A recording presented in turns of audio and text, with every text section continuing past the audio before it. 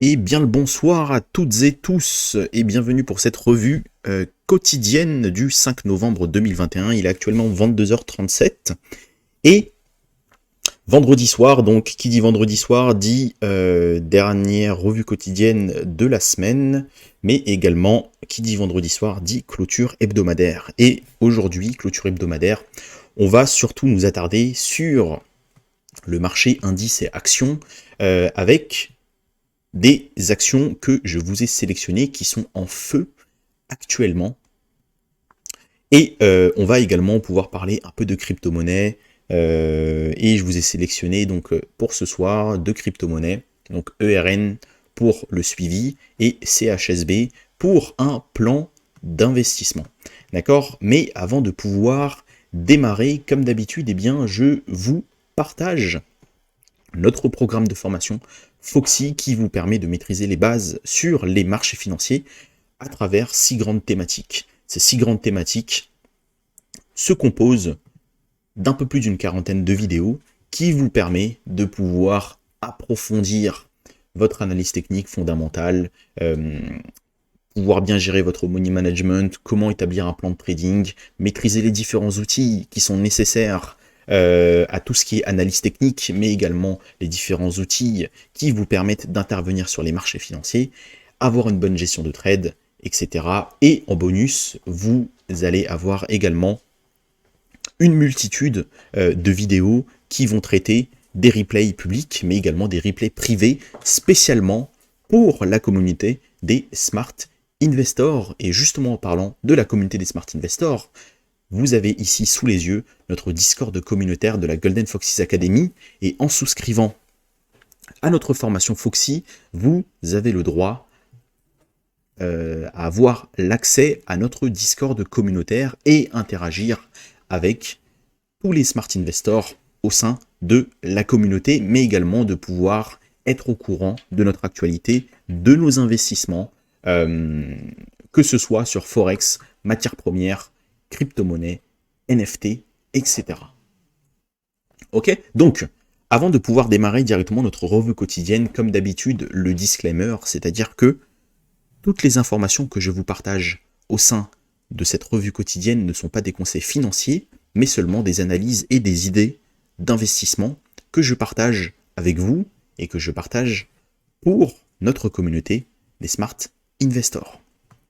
Donc, ceci étant dit, on va pouvoir attaquer cette revue quotidienne avec, comme thématique aujourd'hui, la clôture hebdomadaire, et on attaque directement avec le SP500 qui est en train, et qui a clôturé,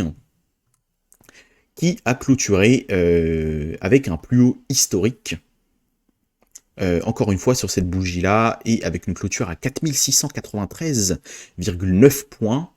Et c'est une target qui commence un peu à titiller notre haut de canal. Hein. Rappelez-vous de ce canal ascendant que nous avons tracé il y a déjà plusieurs jours en revue quotidienne ensemble, et nous avions comme target sur le SP500 depuis qu'il commençait à créer ces structures de retournement haussier. Nous avons commencé à targeter ces niveaux-là. Et rappelez-vous du coup de cette extension 161,8 sur le Fibonacci qui a été atteint au point près. D'accord? Donc c'est pour ça que j'aime bien travailler avec les extensions, parce que ce sont des targets de niveau de prix, en tout cas en price discovery, donc c'est-à-dire en découverte de prix, parce que dès que on dépasse l'ancien record historique, nous découvrons des nouveaux prix sur lesquels le marché n'a jamais coté. Donc, pour pouvoir avoir quelques repères sur lesquels on peut aller targeter et prendre une partie de nos bénéfices, ça peut se faire comme par exemple sur des extensions de Fibonacci. Ok? Donc, le SP500 qui clôture toujours avec une belle bougie verte en hebdomadaire. Et d'ailleurs, aujourd'hui, il y avait le chiffre extrêmement important du NFP. Et d'ailleurs, ça a pu se traduire par de la belle volatilité, cette fois-ci avec une belle bougie ici. Alors c'était où? C'était à 13h, avec une belle bougie haussière, d'accord? C'était 13h30 ici sur cette bougie-là. Donc ça avait créé de la volatilité avec des volumes ici, comme vous pouvez le voir. Et derrière, ça s'est enchaîné avec l'ouverture de Wall Street, 14h30. Et derrière, à l'ouverture, le marché a corrigé de à peu près oui, 0,80% sur le plus haut et le plus bas de la correction. Mais globalement, la journée a été relativement haussière, avec vraiment une target qui a été atteint d'un point de vue Fibonacci et d'un point de vue chartisme. Eh bien, nous pouvons considérer que le haut du canal ici a été atteint parce que il n'y a à peine que 0,25% pour aller chercher le haut du canal. Donc globalement, la target a été atteint.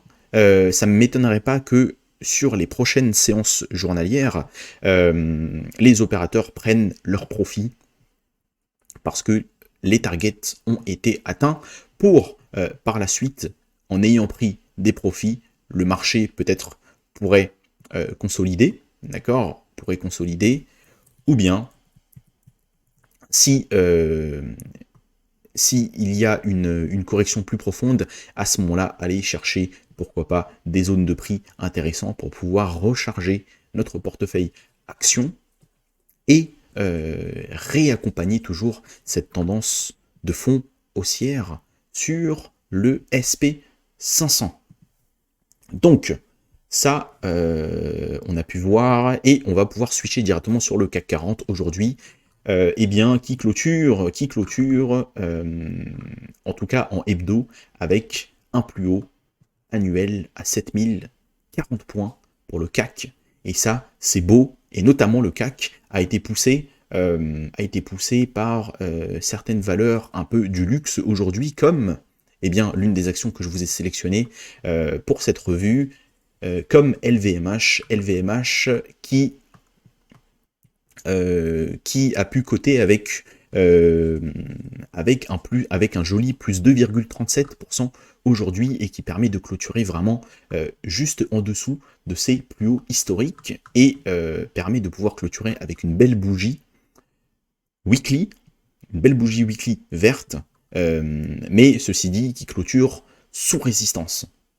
D'accord, donc du coup, voilà, pour LVMH, sur les prochains jours, il se pourrait que les opérateurs et les investisseurs prennent des profits parce qu'on arrive sous ancien plus haut historique. D'accord. Autre action que je vous ai sélectionnée également, l'action Pfizer que j'ai en portefeuille.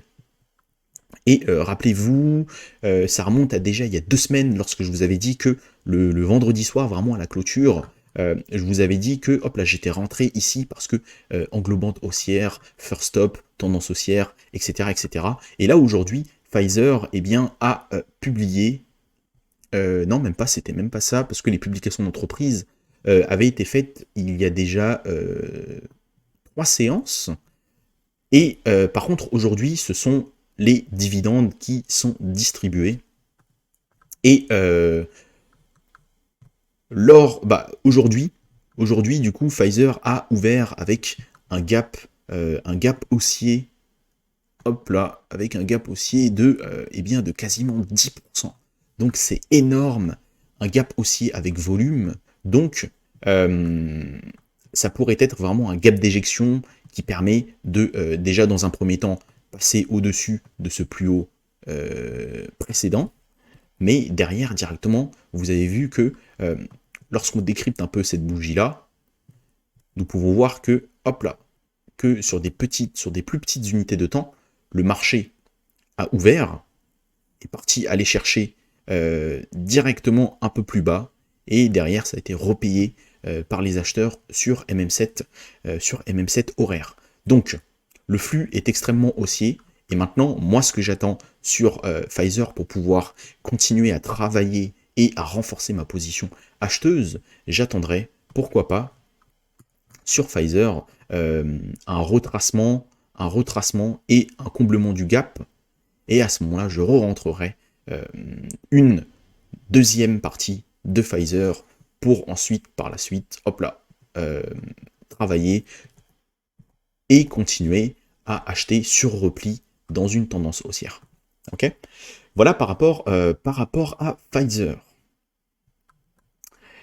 Autre action que je vous ai sélectionné aujourd'hui, c'est l'action Shake Shack. Alors Shake Shack, j'en parle depuis très longtemps, depuis plusieurs revues quotidiennes ici avec vous, et rappelez-vous, j'attendais eh bien un retour ici sur notre investing zone. En plus, nous avons la MM200, nous avons des gros volumes d'échanges autour de ces prix-là, et aujourd'hui, bah en fait, voilà, j'attendais en fait, et bah en fait le souci c'est que bah, j'ai pas pu me placer sur les précédentes sessions journalières.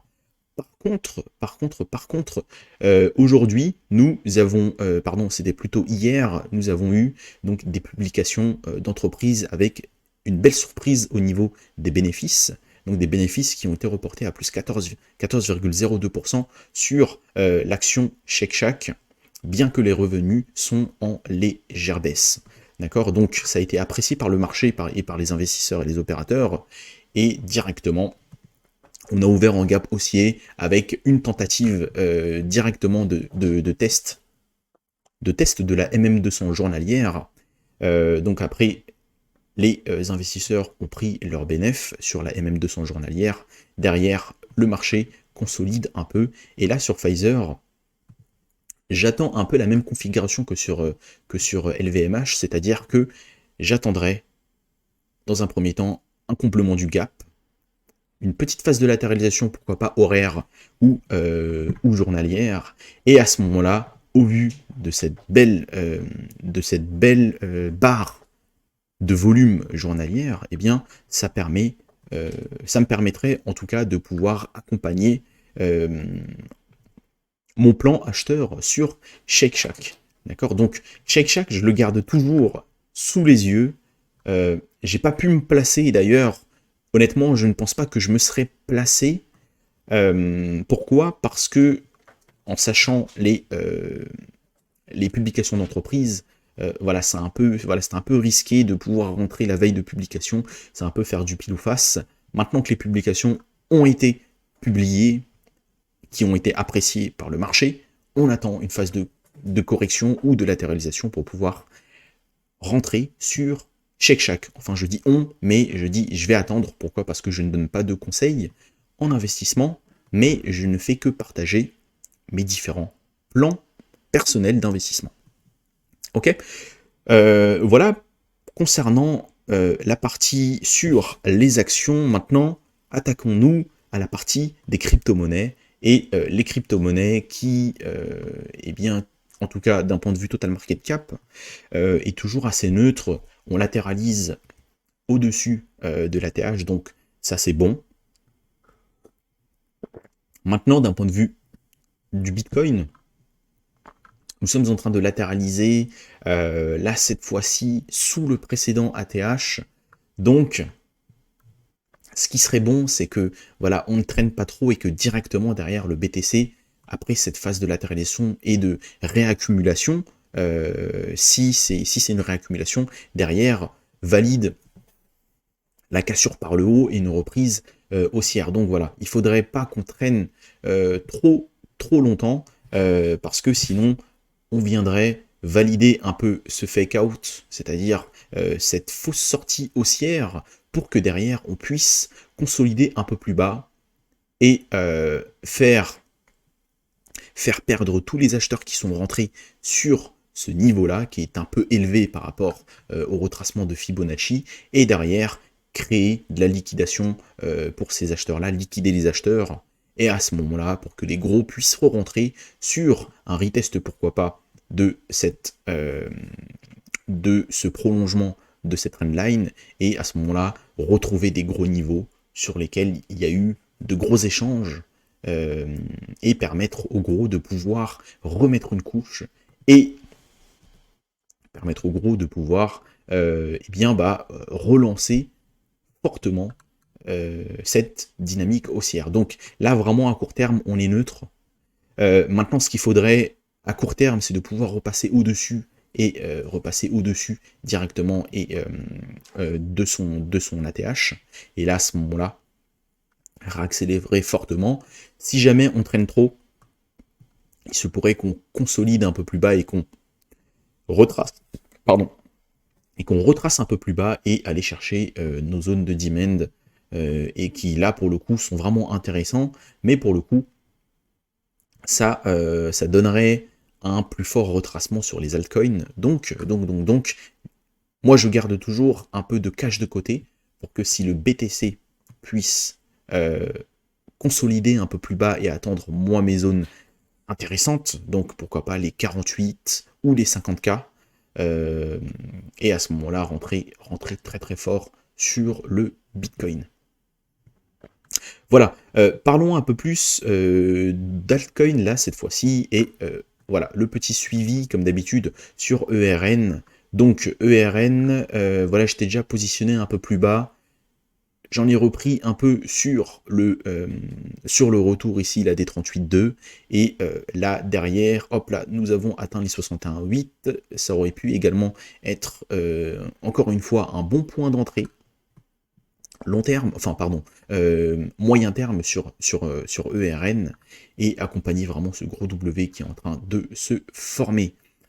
Donc, si moi, dans les prochains jours, hop là, ERN me redonne encore une autre opportunité de pouvoir racheter dans ces zones-là, eh bien, j'en reprendrai sans souci pour que derrière, hop là, le marché puisse travailler des structures de retournement haussier, casser ces plus hauts qui sont ici, et à ce moment-là, libérer vraiment une belle dynamique haussière sur ERN.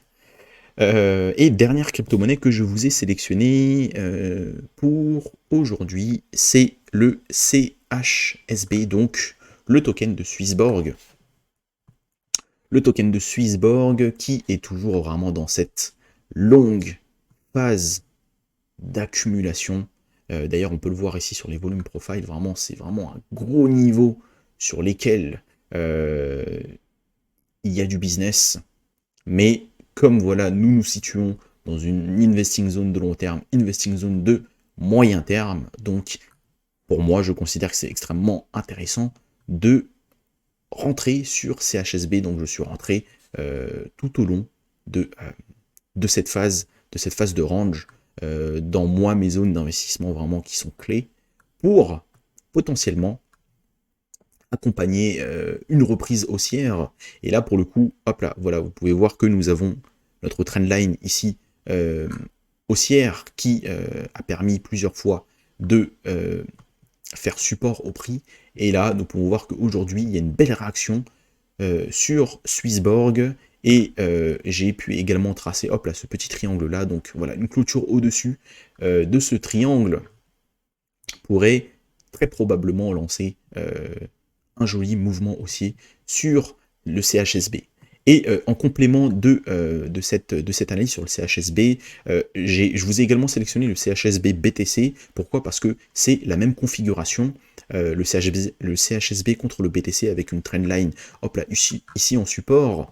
Et par contre, ce qui est intéressant, là, c'est qu'on est en train de valider un W daily. Maintenant, ce qu'il faudrait, c'est qu'on puisse repasser par-dessus ce niveau-là sur le CHSB BTC. Mais là, en tout cas, nous avons des volumes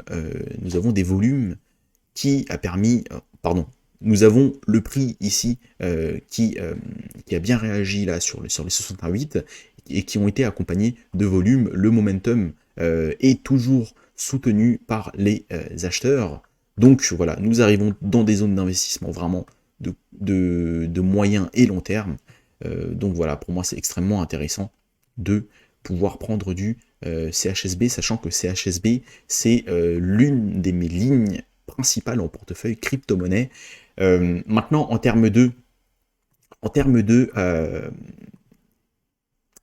objectifs sur le Swissborg, eh bien, un objectif assez intéressant, ce serait déjà dans un premier temps, pourquoi pas, réattaquer l'ATH.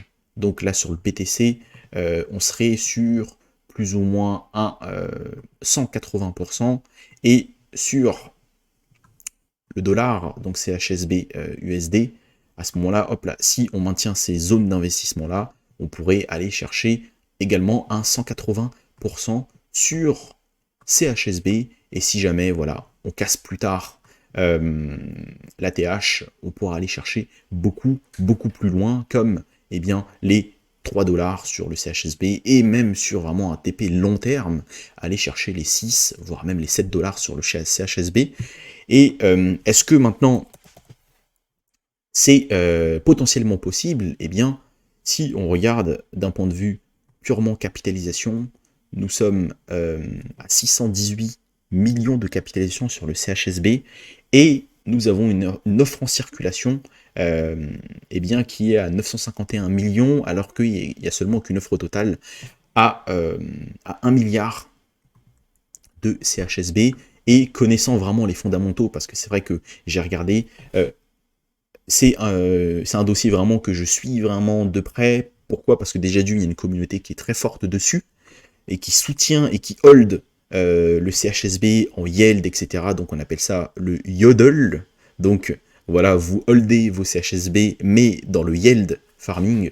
Donc ça permet d'avoir également un intérêt en plus de farm, de yield, etc. au quotidien.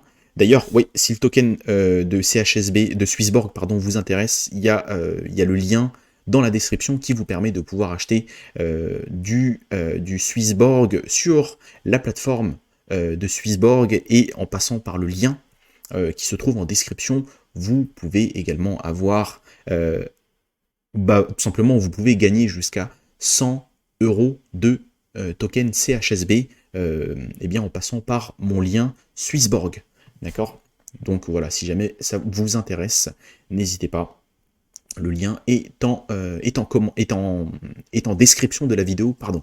Donc, par rapport aux fondamentaux de Swissborg, il y a une roadmap qui est extrêmement intéressante, parce que il y a le Yield 2.0 qui va arriver, il y aura les thematics qui vont arriver sur Swissborg. Donc, grosso modo, les thematics, ça vous permet de pouvoir directement acheter un panier de crypto-monnaies intéressant. Donc, pourquoi pas une thématique sur les gaming et métaverse, par exemple, et directement, ça va vous sélectionner un panier de tokens et de crypto-monnaies dans ce secteur du gaming des métaverses. Pourquoi pas prendre un secteur,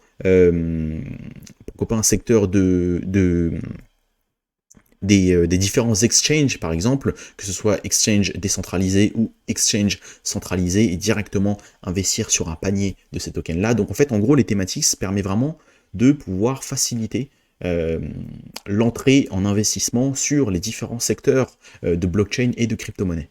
D'accord? Donc ça, c'est intéressant. Voilà, par rapport à la roadmap, il y a donc du coup le Yield 2.0 qui va arriver avec eh bien qui permet de pouvoir partitionner un peu, je ne sais pas si ça se dit, mais ça vous permet de pouvoir de farmer par rapport au yield, et c'est-à-dire que si par exemple, voilà, si je prends le yield de CHSB, donc pourquoi pas, si vous avez entre 0 et 2000 CHSB, vous pouvez les yielder à tel taux, et si vous en avez entre 2000 et 5000, vous allez les yielder à tel taux, etc. Et du coup, ça permet aux plus petits portefeuilles de pouvoir bénéficier de yield assez intéressants. Et voilà, donc ça c'est intéressant par rapport au Yield 2.0, et également d'autres données fondamentales sur la roadmap de Swissborg. Une refonte de leur application, sachant que leur application est déjà assez bien faite, donc une refonte pour pouvoir la rendre encore plus simple pour ses utilisateurs. Donc voilà, il y a énormément de choses qui arrivent sur Swissborg. Donc voilà, en tout cas, voilà, moi j'investis sur le projet, personnellement, et pourquoi? Parce que déjà, d'un point de vue zone d'investissement, ça m'intéresse, et d'un point de vue fondamental, c'est intéressant à mon sens.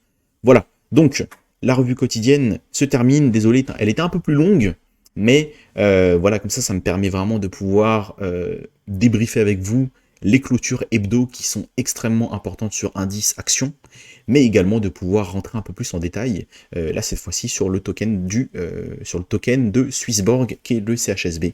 Ok, donc avant de pouvoir terminer, eh bien comme d'habitude, terminons tout simplement avec la présentation de notre programme Foxy qui vous permet de maîtriser les badges sur les marchés financiers, mais également de pouvoir venir interagir avec nous sur notre Discord communautaire et interagir avec l'ensemble des Smart Investors et de notre équipe pédagogique. Et ça vous permet également de pouvoir voir tous nos différents investissements, actions, indices, crypto-monnaies, etc. Et en bonus, vous aurez accès à 2 heures de coaching personnalisé offertes et 3 mois d'adhésion au live public et privé. Ok, donc nous nous quittons dessus et eh bien je vous souhaite une belle soirée, un bon week-end et on se retrouve à très vite, c'est-à-dire lundi. Prenez soin de vous et bon week-end à vous.